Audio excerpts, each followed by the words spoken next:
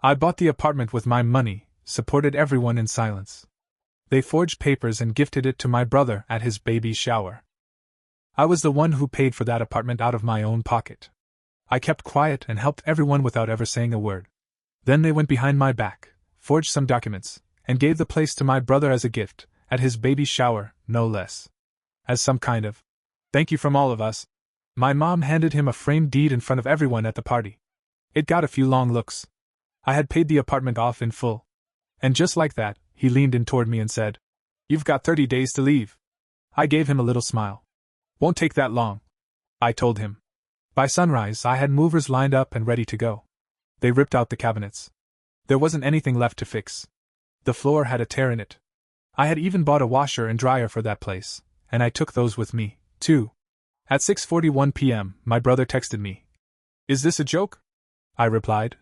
"Not yet, but tomorrow's delivery might be." The next morning, they got a message delivered right to their door. It all started with a cake. It was one of those over-the-top fondant disasters that looked more like a gender reveal accident in a Tiffany's store than a dessert. It had blue ribbons, edible pearls, and tiny plastic baby shoes perched on top like a cherry made of bad decisions. Mom stood beside it, grinning like she just ended generational poverty by baking a themed cake. Truth is, I wasn't even supposed to be there. Didn't get an invite. My cousin sent me the address with a "don't shoot the messenger" kind of warning. That's the kind of family loyalty that would get you voted off the island. Right between the cupcakes and the third time the pastel balloon arch came crashing down, my mom tapped her glass with a fork and said she had something to say. The gift wasn't huge, a vintage silver baby rattle with the initials engraved, wrapped in dark blue tissue paper, tucked into a box I had actually driven across town to pick up for her. She started speaking, and in my family, when someone says, "she started," it's usually code for somebody's about to get humiliated. And sure enough, she looked around and said, "Smile for the camera." Then she held up this gold-trimmed picture frame, the kind that's just gaudy enough to seem important. Inside was the deed. "This," she announced with pride, "is a gift from all of us." She looked at my brother and his girlfriend and said, "It's yours now, paid off, free and clear." Everyone clapped. My brother beamed. His girlfriend wiped away a couple of tears. I heard my aunt shout, "You guys are amazing!" You'd think they'd rescued a stray puppy, not swiped a mortgage. I stood up, walked over to Mom, and took the frame right out of her hands. "Read the name on it," I said. "That's me." I looked at them all, from my dad, to the frame, back to my brother. My dad walked up like some sleazy car salesman offering a surprise upgrade. He leaned in close and muttered, "You've got 30 days to leave." I smiled again. As I turned and walked away, I handed the frame back, nodded to nobody in particular, and said, "1 day's enough." By 5 a.m., the building manager had kindly unlocked the front door. Quiet? No drama? Not quite yet. By 7 a.m., the movers had shown up. And by 9:30, everything they had added to the place, all of it, was gone. The floors were scratched and torn up. They paid for it, after all. The baby crib, the curtains, and that wobbly dresser from IKEA, all boxed up. I didn't even touch my own stuff. That Etsy wall sign that said, "Our Little Nest," peeled it off and tossed it.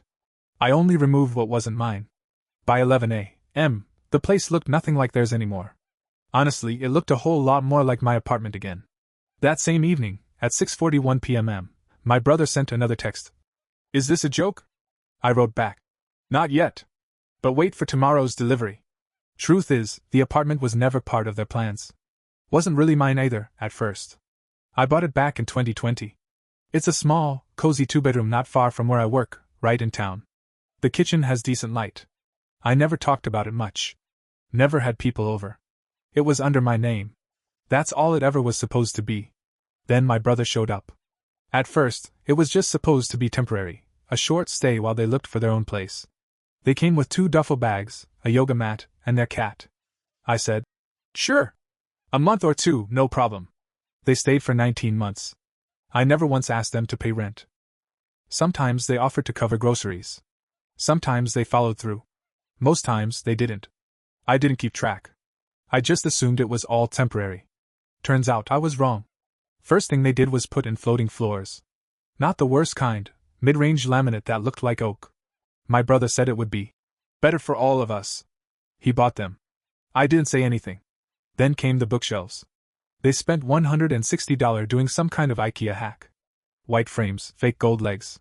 His fiancée even posted a time-lapse video of him putting them up with a caption that said, "Our apartment is coming together." I was behind the camera. Over time, the way they talked changed. My place became our place. They said things like, "We love this home," or "Thanks for letting us stay." As if it was all so permanent. Their toothbrushes ended up in my cup. Their shoes sat by the door. Their laundry mixed in with mine. I never said a word. Then came the baby. They never even told me directly. I found out from an Instagram story, a picture of the sonogram with my brother flexing like he discovered fire in the background. I texted them a congratulations. When he said, "We should talk about making things more permanent," I didn't ask what he meant. I just listened. They never explained. 3 weeks went by before my mom and dad gave me a call.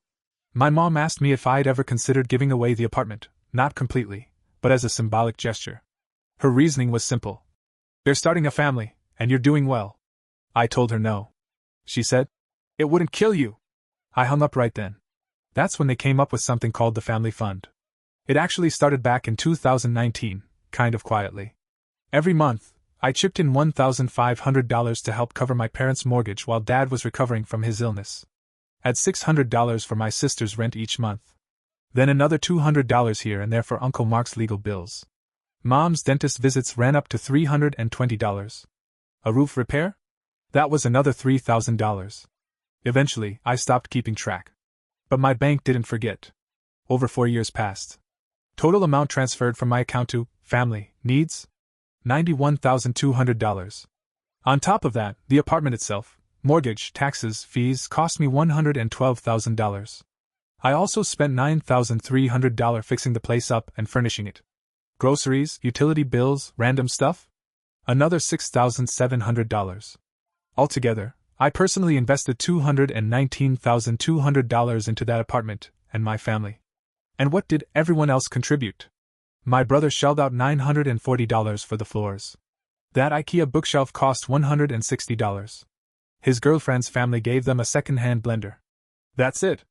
They stopped asking me for the deed when I made it clear it wasn't going to happen. So instead, they took it anyway. 3 weeks before the baby shower, my brother used a fake email account, made to look like mine, to book a notary appointment under my name. Dad handled the logistics. Mom even helped the lawyer. Back in 2018, I'd filled out a tax form and sent them a scanned copy. That's where they pulled my signature from. It wasn't a good forgery, but apparently it was good enough. They never asked for my permission to transfer the title. Instead, I stood at the baby shower, thinking I was just being included in a family celebration. All smiles. Cameras flashing. Like I was part of it. What I really saw was my name, printed, framed in gold, and used like a stage prop. Mom proudly told everyone it was a gift. From all of us. Funny because all of us didn't include me. I was the one who bought the place, paid the bills, kept the lights on, and spent $1,280 on a crib from Pottery Barn. That crib sat next to the cake with a bow on it like it was the product of a team effort. I didn't yell that night. Didn't make a scene. Didn't argue. I just logged into my bank account and printed off the entire list of transactions. Anything tied to that apartment, I highlighted it.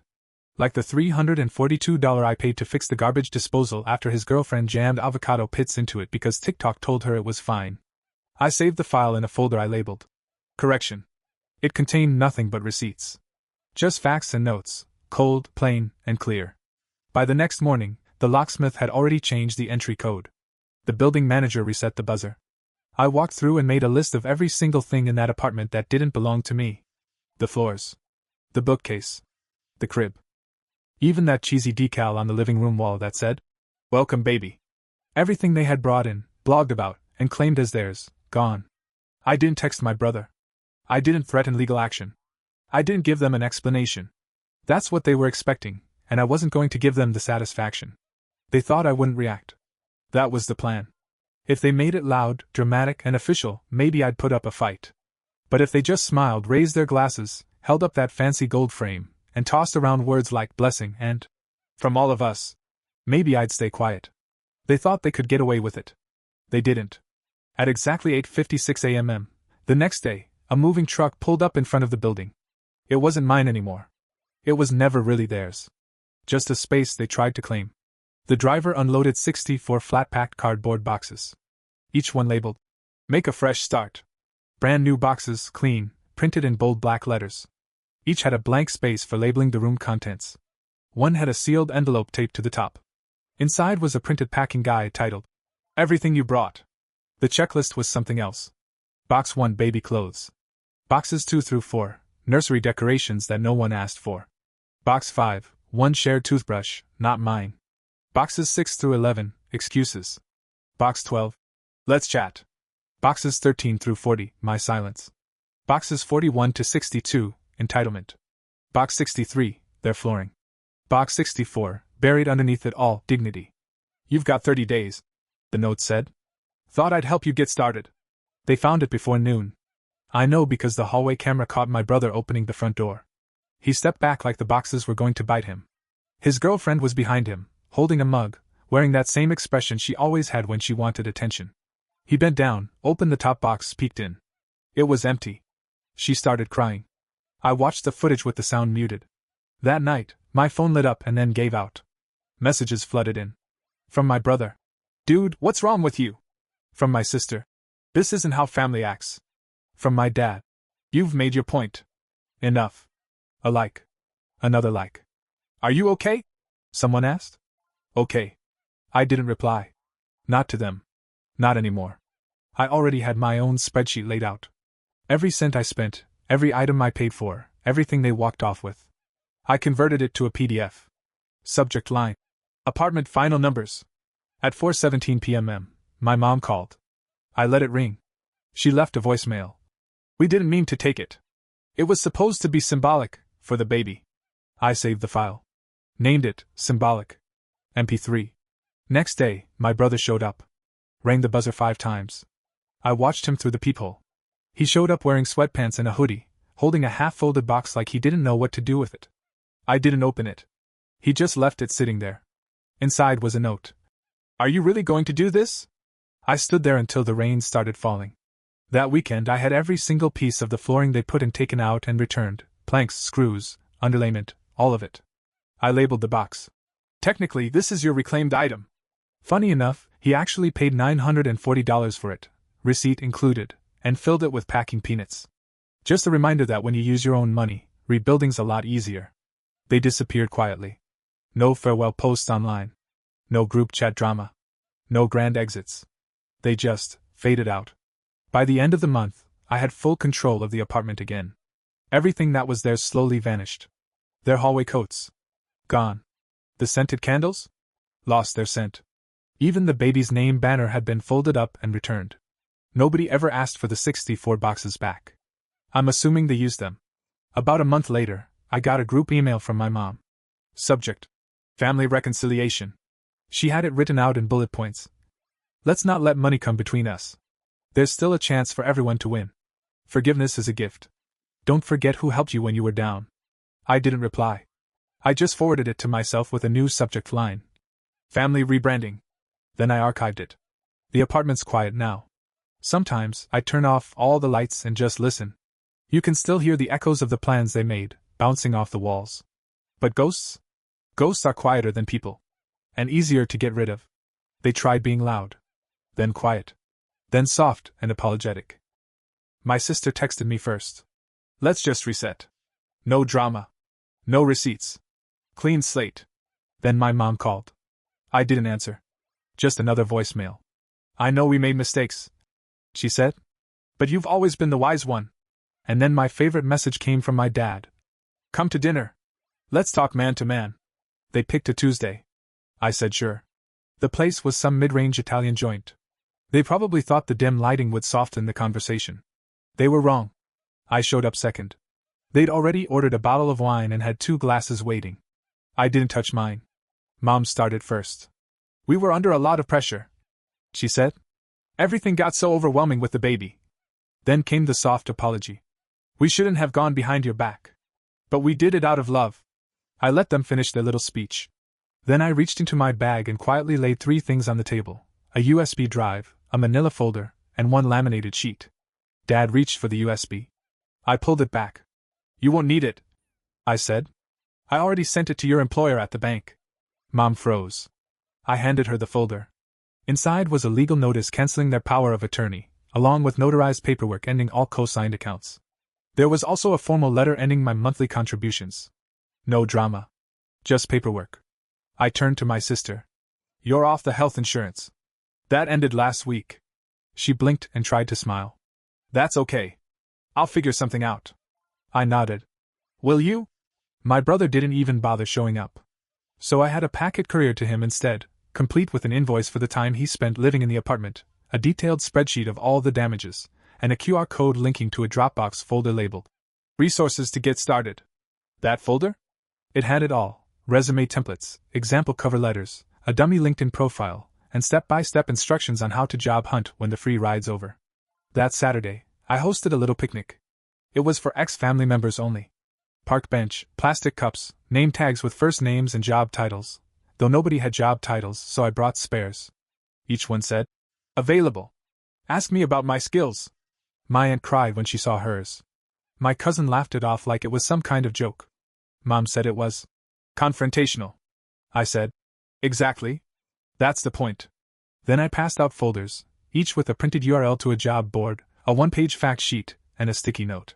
It read, "Since you all said I was the responsible one, I figured I'd help you learn how to be responsible too." The Monday after that, I went to the police station and filed a report. It wasn't a lawsuit, and it wasn't revenge. It was just an official complaint: identity theft and title fraud. When the officer asked me if I wanted to press charges, I said, "Not yet." By Thursday, my dad's lawyer sent me an email. Subject: Concerns about escalation. The message said, "Let's not destroy the family over some paperwork. We can settle this without going to court. This isn't what your mother wants." I replied with just 2 lines. "You wanted a life without me. Let me show you what that looks like." The calls and texts stopped. But the silence didn't mean they'd accepted anything. It meant confusion, and that was louder than any argument. Nobody said my name out loud anymore. Even when they messaged other people, people I knew could still forward screenshots, they left me out. But I still heard everything. My cousin from Indiana, she's always stuck in every family group chat whether she wants to be or not, kept me updated. No opinions. Just raw info. She'd write, "Just so you know," and forward me the text. Sometimes it was a voice memo. Other times, a photo, like the one of Mom wearing her healing scarf, while she reshelved books at the public library. She overheard her talking about prescription co-pays behind the help desk. Turns out, Mom sold 2 of her handbags. She used to call them investments. Now she says they were non-essential joys. Looks like she picked up a part-time job there. She's telling everyone to stay active. Truth is, her insurance doesn't cover her blood pressure meds anymore. And my dad? He didn't downsize his car for the planet. He did it because he had to. My cousin's boyfriend works at the dealership, and told me Dad looked worn out and totally lost about the financing. He couldn't even remember the model of the hybrid he was trading in. Now he drives a second-hand silver sedan. Every time I turn left, one of my headlights flickers. Kind of poetic, honestly. I heard his office got downsized, moved into a smaller space. A junior partner let it slip during a group Zoom, which someone screen-recorded and leaked. He muttered something about needing less room, but never once brought up the family phone I stopped paying for, or the lapsed data plan, or the shared calendar subscription I used to cover. My sister moved in with her boyfriend's mom. She calls it transitional housing. Last week, she posted one of those quotes. "Sometimes growth looks like falling apart first." Captioned it, "Mood." Her tuition plan, something I used to pay for in full, has been temporary for the last 5 months. Now, the rug in the guest room smells like wet dog and old shampoo. Her tuition split between 3 payment platforms. She missed one, got an email, forgot her password, called the school, got stuck on hold, cried, hung up, and tried again the next day. She told all of this to our cousin over coffee. That cousin called me afterward and said dryly, "She's learning." My brother threw the baby's first birthday party in their own apartment. I wasn't invited. But one of my neighbors was, and she posted photos on Facebook. No one tagged me, of course. I wasn't there. But I could see the cheap plastic tablecloths, mismatched cups, and the dollar bin cupcakes. One balloon popped mid-sentence. The Bluetooth speaker wouldn't sync. No photographer, just iPhones on timers. The napkin said, "Blessed," and someone had scratched the word out with a pen. Not a single person was smiling in any of the pictures. Now they started calling money tight. That's what people say when they don't want to admit it's gone. My brother downloaded a budgeting app. I know because it accidentally asked me for a referral code. He never used it before. One weekend, 34% of their expenses were labeled miscellaneous. They renamed the old family group chat. It's now called the support circle. I'm not in it, but I still get screenshots. The interface is the same. Blue bubbles. All replies feel staged. Mom sent a message that read, "Guess who made lemon bars?" Nobody answered. My sister posted another selfie with the caption growth. Same wet dog rug in the background. 0 comments. Dad sent an article titled "Forgiveness Adds 5 Years to Your Life." It was seen by 2 people. Neither reacted. My sister posted the same selfie. Again. I only found out Thanksgiving had come and gone without me when I saw a blurry photo in a shared album, courtesy of a distant family friend. The turkey was charred. The chairs didn't match. One person sat in a beach chair.